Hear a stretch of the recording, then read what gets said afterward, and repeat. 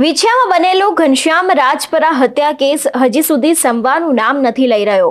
આ વિવાદમાં હવે નવા ને નવા વળાંકો આવતા જાય છે। એટલું જ નહીં, હવે તો કોળી સમાજનું એક સૌથી મોટું સંમેલન થવા પણ જઈ રહ્યું છે અને આ જ વિષયને લઈને કોળી સમાજના અધ્યક્ષ જયેશ ઠાકોર ફરી એક વખત મેદાન આવ્યા છે અને તેમના દ્વારા અનેક એવા મોટા ખુલાસા પણ કરવામાં આવ્યા છે। શું છે સમગ્ર વિગતો જોઈશું આજના આ વિડીયોમાં। નમસ્કાર, હું હંસિની અને તમે જોઈ રહ્યા છો નિર્ભય ન્યૂઝ। વિછિયામાં બનેલો ઘનશ્યામ રાજપરા હત્યા કેસ હવે સંવાનું નામ નથી લઈ રહ્યો। એટલું જ નહીં, આ વિવાદ અત્યારે હાલ ચર્ચાનો વિષય પણ બન્યો છે, કારણ કે જ્યારથી કોળી સમાજના લોકો ઉપર ખોટી રીતે ફરિયાદ દાખલ કરવામાં આવી હતી, તે લોકોને જેલમાં પૂરવામાં આવ્યા હતા, ત્યારથી જ દરેક કોળી સમાજના લોકો મેદાન આવ્યા હતા। એટલું જ નહીં, હવે તો કોળી સમાજના લોકો દ્વારા સામે પોલીસ ફરિયાદ પણ કરવામાં આવી હતી કે પોલીસ લોકો દ્વારા અમને ખોટી રીતે પકડવામાં આવ્યા છે। આપણે એને લઈને પણ અનેક એવા લેટરો અત્યાર સુધી જોતા આવ્યા છે, પરંતુ હવે 9મી માર્ચે કોળી સમાજ, સમગ્ર કોળી સમાજ છે તે એકઠો થવાનો છે અને આને જ લઈને કોળી સમાજના જે અધ્યક્ષ છે જયેશ ઠાકોર, તેમનો સૌથી મોટો ખુલાસો સામે આવ્યો છે। સૌથી પહેલા તો અધ્યક્ષ જયેશ ઠાકોરને સાંભળી કે તે આ વિષયને લઈને શું કહી રહ્યા છે। હું ગુજરાત કોળી ઠાકોર સેના અધ્યક્ષ જયેશ ઠાકોર। ચલો વિછિયા 9 માર્ચ કોળી ઠાકોર મહાસંમેલન થઈ રહ્યું છે, ફક્ત ને ફક્ત એના માટે કે કોળી સમાજનો એક વ્યક્તિને ન્યાય નથી મળ્યો અને એને ન્યાય ન મળવાની પાછળ 94 લોકોને અન્યાય થઈ ગયો। એ ન્યાય લેવા ગયા, એમાં 94 લોકો ઉપર ખોટી રીતે અન્યાય કરવામાં આવ્યો છે।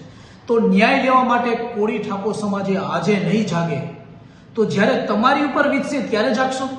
તો તમે આજે જાગો અને એ પરિવારને ન્યાય દેવડાવો। જે 94 પરિવાર ઉપર જે લોકો નિર્દોષ છે એ લોકો ઉપર ખોટી રીતે કલમો દાખલ કરવામાં આવી છે। તો 9 માર્ચ આજ સમાજના આગેવાનો નથી જાગ્યા તો સમાજે જાગવું જોઈએ। કોળી ઠાકોર સમાજ એક થઈ વિછિયા 9 માર્ચે ભેગો થશે। આ વિડીયો એ લોકોને શેર કરો કે જે લોકો કોળી ઠાકોર સમાજમાં છે અને કાલ સવારે તમારો પણ વારો આવશે ત્યારે આ તંત્ર તમારી ઉપર ધ્યાન નહીં દે, એના કરતાં આજે જાગો અને કોળી ઠાકોર સમાજની તાકાત દેખાડો। 9 માર્ચ વિછિયા, હું પણ આવું છું, તમે પણ આવો।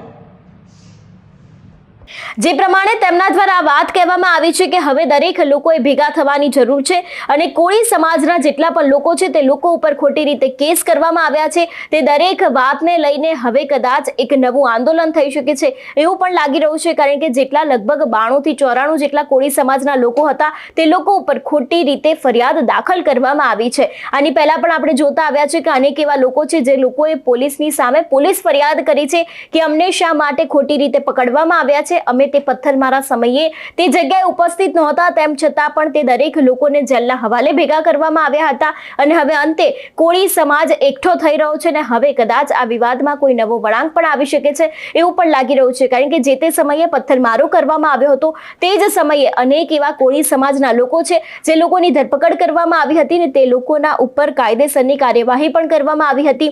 જો કે અત્યારે હાલ કોળી સમાજમાં એક નવી માંગ પણ ઊભી થઈ છે કે કોળી સમાજના જેટલા પણ લોકો ઉપર કેસ લગાવવામાં આવ્યા છે, જેટલી પણ કલમો લગાડવામાં આવી છે તે દરેક કલમને પણ હવે પાછી ખેંચવામાં આવે। જો કે હવે આગામી સમયમાં જોવાનું રહેશે કે 9મી માર્ચે કોળી સમાજના લોકો એકઠા થાય છે તે સમયે પણ કદાચ કોઈ નવો વિવાદ સર્જાય છે કે કેમ, તેની સાથે જ જે ઘનશ્યામ રાજપરા હત્યા કેસ હતો જેમાં કોળી સમાજ ઉપર લાગેલા ગુનાઓ હતા તે ગુનાઓને પણ હવે પાછા ખેંચવામાં આવશે કે કેમ, તે પણ હવે આગામી સમયમાં જોવાનું રહેશે। તમારું શું માનવું છે આ વિષયને લઈને અમને કમેન્ટ કરીને ચોક્કસ જણાવજો। તેની સાથે જ અમારી ચેનલ નિર્ભય ન્યૂઝને લાઈક, શેર અને સબસ્ક્રાઇબ કરવાનું ભૂલશો નહીં। નમસ્કાર।